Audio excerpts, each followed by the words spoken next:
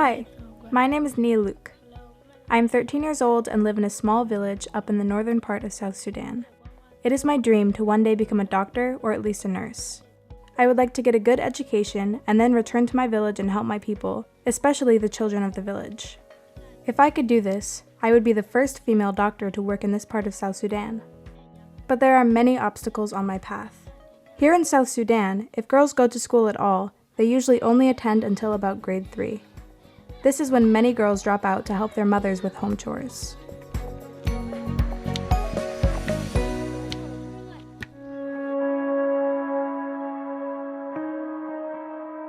The other big problem has been the civil conflicts that we've had. I'm only 13, but I tell you, I have seen too much war and fighting.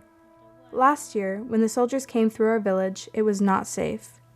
We all ran into the forest to hide. There was no time to pack up food or clothes. We just had to run. When we came back, we found that the soldiers had eaten our food and stolen our things. A few years back, the fighting became so bad that we had to run across the border into Ethiopia. We had to live there for 2 years in a refugee camp before it was safe to come back home.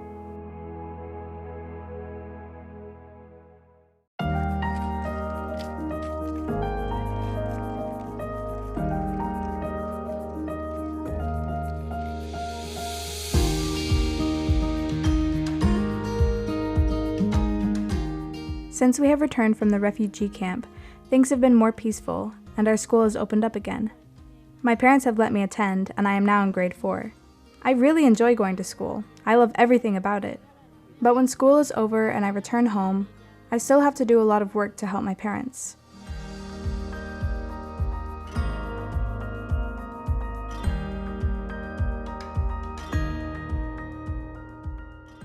Two or 3 times a day, it is my job to go to the water hole to collect water for the family.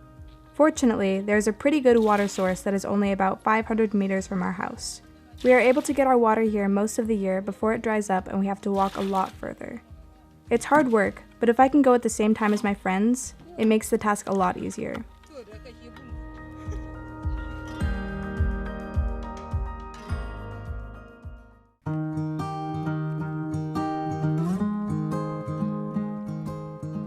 Sometimes my father also puts me to work.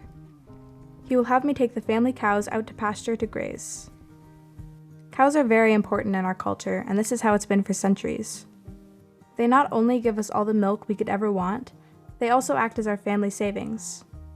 If there is ever any kind of emergency, we can sell a cow and use the money to pay the hospital fees.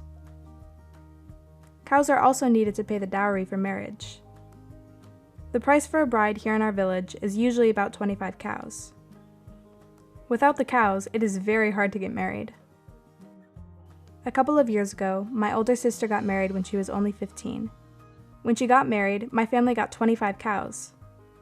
Every time I think about that, I get afraid that the same thing could happen to me. What would happen to my dream of becoming a doctor then?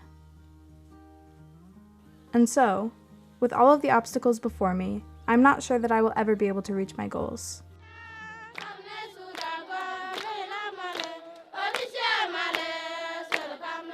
One thing that gives me hope is ADRA.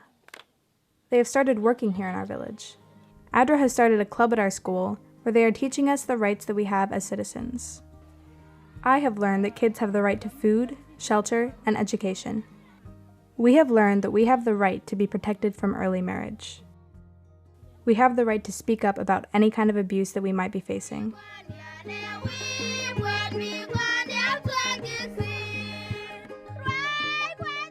We have learned to identify feelings, and that we can talk about feelings. We have learned that it is important for children to feel safe. Many things have really become better at our school since ADRA has come.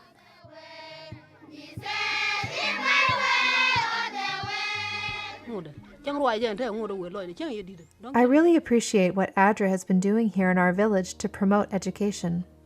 I had to drop out of school myself when I was in grade 1, and I have always been sad that the war destroyed my opportunities. ADRA has started parent-teacher groups, and we have community groups where we get together and discuss all the reasons why education is important for our children, including our girls.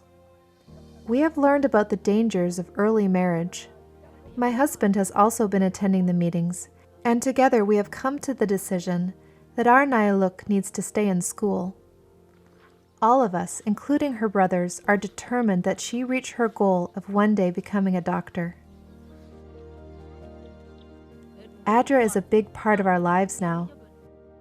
Nyaluk loves going to school with her friends and loves learning.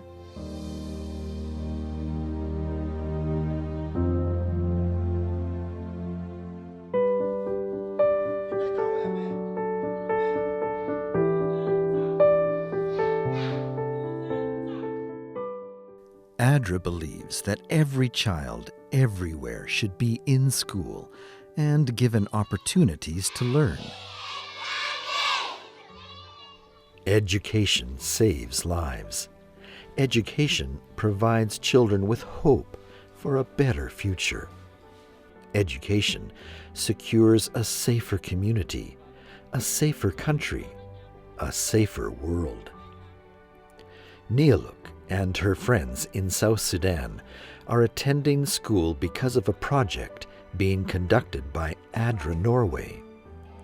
For the last 20 years, ADRA Norway has been supporting education in countries that are in conflict, like South Sudan.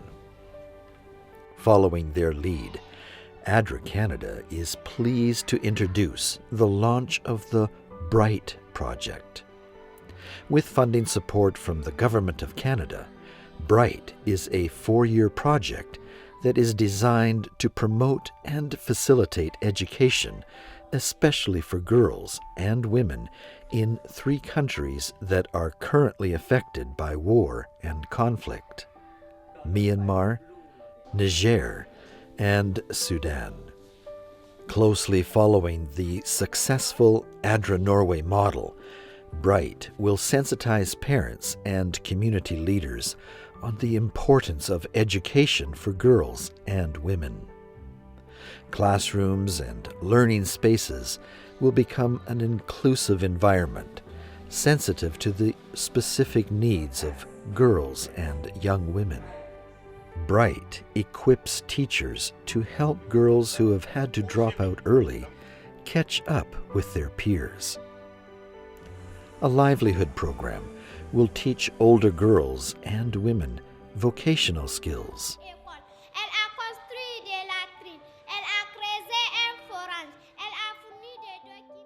Girls who once had no hope for an education are now being given the opportunity to attend school.